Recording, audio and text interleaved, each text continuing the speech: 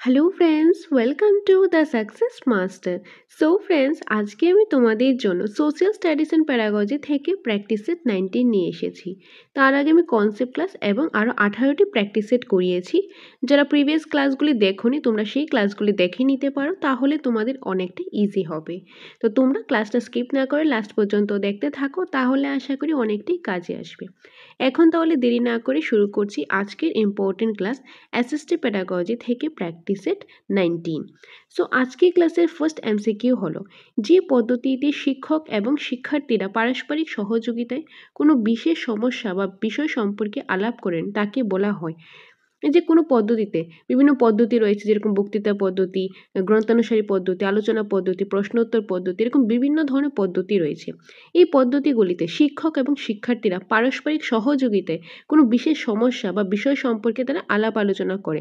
সেই পদ্ধতিটাকে কি পদ্ধতি বলে? সেই পদ্ধতিকে বলে আলোচনা পদ্ধতি।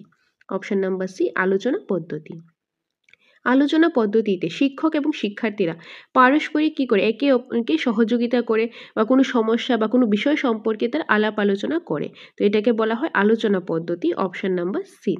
নেক্সট রয়েছে, বিষয়বস্তুকে কয়েকটি মূল এককে বিভক্ত করে পাঠদানের ব্যবস্থা করা হয়।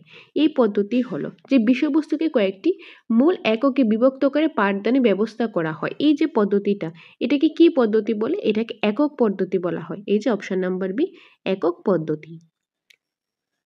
গেস্টাল্ট মনোবিজ্ঞানী সমগ্রতা মতবাদ থেকে যে পদ্ধতি উদ্ভব হয় তা হলো যে গেস্টাল্ট মনোবিজ্ঞানীদের যে সমগ্রতা মতবাদ রয়েছে সেটা থেকে কোন পদ্ধতি উদ্ভব হয়? প্রশ্নোত্তর, গ্রন্থানুসারী, একক পদ্ধতি, আলোচনা পদ্ধতি।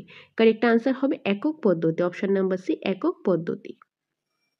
এর মধ্যে কোনটি পদ্ধতি পাঠদানের উদ্দেশ্য নয়? এখান থেকে কোনটা একক পদ্ধতি পাঠদানের উদ্দেশ্য নয়? সামগ্রিক উদ্দেশ্য, সাধারণ উদ্দেশ্য, একক উদ্দেশ্য, বিশেষ উদ্দেশ্য। সো কারেক্ট আনসার হবে একক উদ্দেশ্য। একক উদ্দেশ্য, যে একক উদ্দেশ্য যেটা রয়েছে এটা পাঠদানের উদ্দেশ্য নয়। So option number C.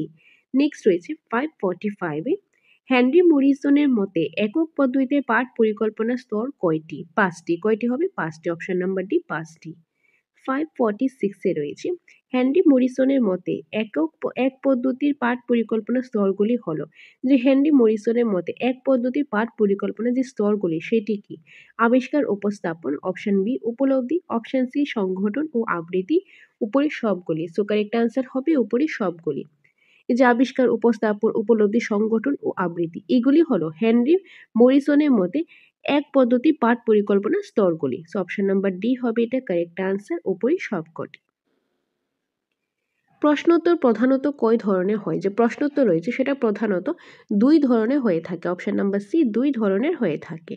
548-এ রয়েছে, নিয়মমাফিক প্রশ্ন কয় প্রকার? নিয়মমাফিক প্রশ্ন হলো 3 প্রকার। কয় প্রকার? 3 প্রকার। অপশন নাম্বার এ 3 প্রকার।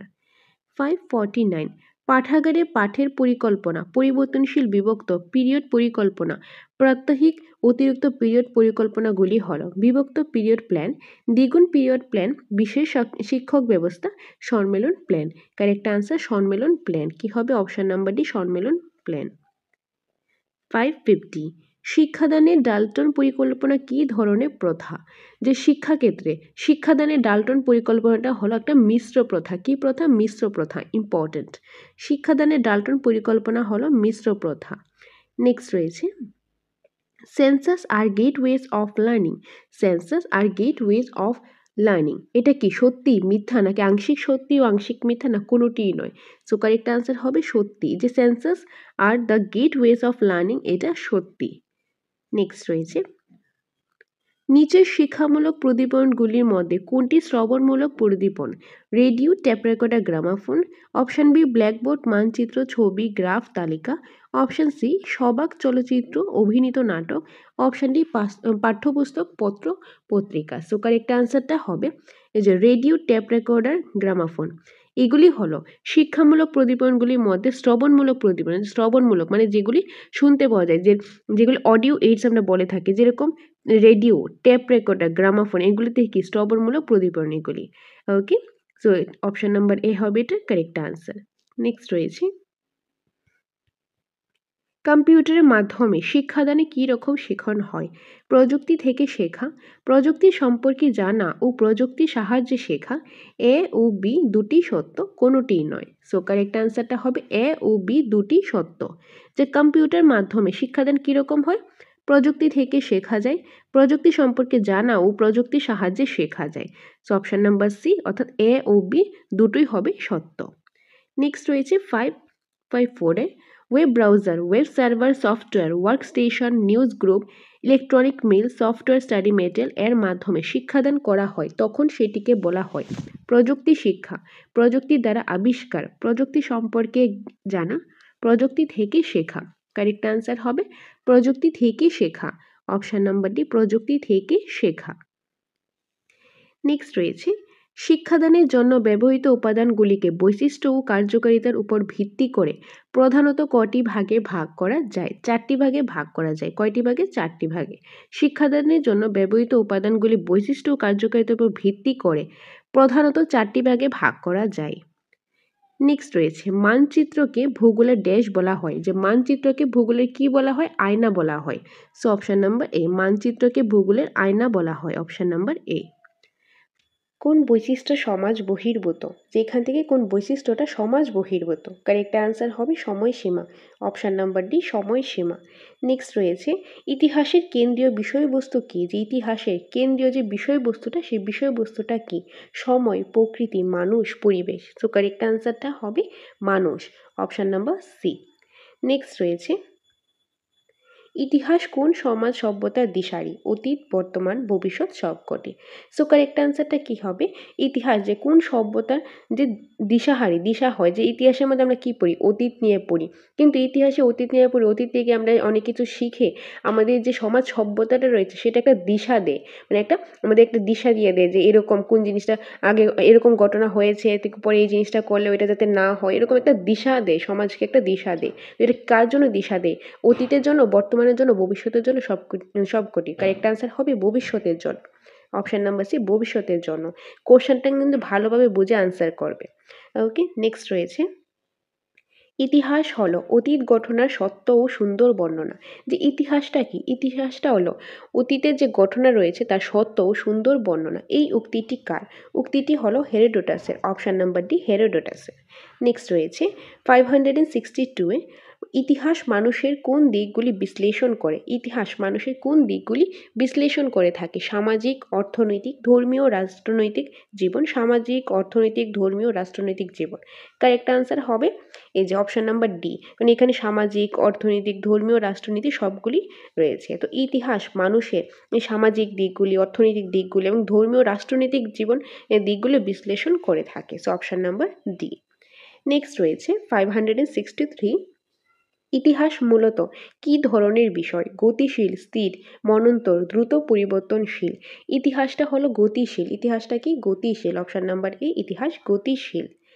নেক্সট রয়েছে রাষ্ট্রবিজ্ঞানের সঙ্গে সম্পর্কযুক্ত হলে ইতিহাস সাধারণ সাহিত্যের পর্যায়ভুক্ত হয়ে পড়ে। এই যে মন্তব্যটি, এই মন্তব্যটি কার? এই মন্তব্যটি হলো Seeley. Option number A Seely.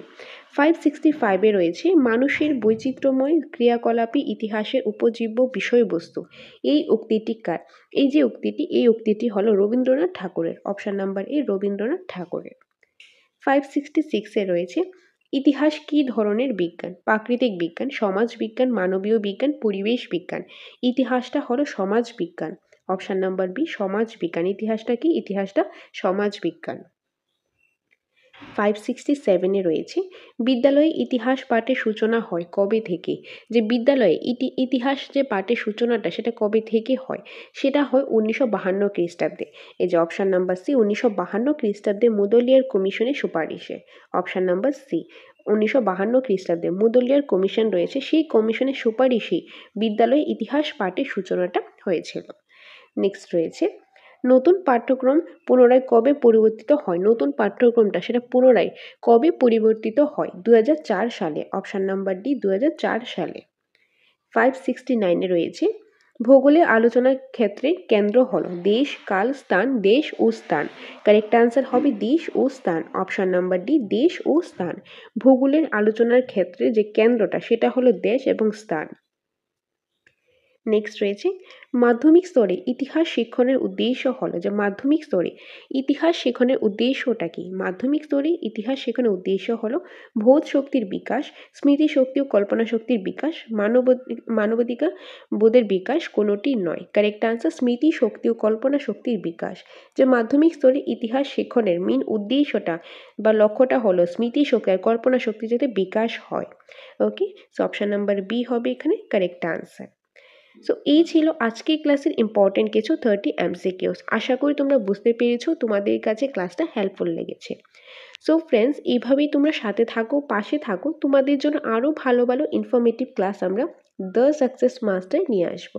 আর তোমাদের যদি নোটসের প্রয়োজন হয়, আমাদের এখানে টেট 1, টেট 2 এবং এসটিজিটি সম্পূর্ণ সিলেবাসের নোটস অ্যাভেলেবেল রয়েছে অ্যাকর্ডিং টু সিলেবাস। একদম ফুল সিলেবাসের নোটস খুব সুন্দরভাবে সিস্টেমেটিক ওয়াইজ নোটসটা রেডি করা আছে আমাদের এখানে। প্রতিটা সাবজেক্টের নোটস রয়েছে, প্রতিটা সাবজেক্টে প্রতিটা টপিকেরই প্রথমেই রয়েছে একদম চ্যাপ্টার ওয়াইজ কনসেপ্টের ডিটেল ডিসকাশন, তারপর রয়েছে প্রচুর পরিমাণে কোশ্চেন আনসার আর MCQs। তো তোমাদের যদি এই নোটসটা প্রয়োজন হয় তাহলে তোমরা এই স্ক্রিনে দেওয়া নাম্বারে যোগাযোগ করতে পারো। তাছাড়া আমাদের এখানে মক টেস্টও রয়েছে, মক টেস্টের সিরিজ আমাদের এখানে অ্যাভেলেবেল রয়েছে ফুল সিলেবাস থেকে। তো তোমরা যদি মক টেস্ট দিতে চাও, মক টেস্টের জন্য আমাদের সাথে যোগাযোগ করতে পারো এবং ক্লাস করারও সুবিধা রয়েছে। তো তোমরা ক্লাস করতে চাও, মক টেস্ট দিতে চাও, কিংবা স্টাডি মেটেরিয়ালসের প্রয়োজন, যেটারই প্রয়োজন টেটের রিলেটেড, সেটার জন্য তোমরা দ্য সাকসেস মাস্টারের সাথে থাকো, পাশে থাকো, আর স্ক্রিনে দেওয়া নাম্বারে যোগাযোগ করে ডিটেলসটা জেনে নিতে পারো। ওকে, সো এটাই তোমাদের সাথে শেয়ার করা ছিল। সকলকে অসংখ্য ধন্যবাদ পাশে থাকার জন্য। তোমরা পাশে আছো বলেই তোমাদের জন্য আমরা ক্লাস নিয়ে আসতে পারি। এভাবেই তোমরা পাশে থাকো, সাথে থাকো। দেখা হবে পরবর্তী একটা ক্লাসে। Thanks for watching.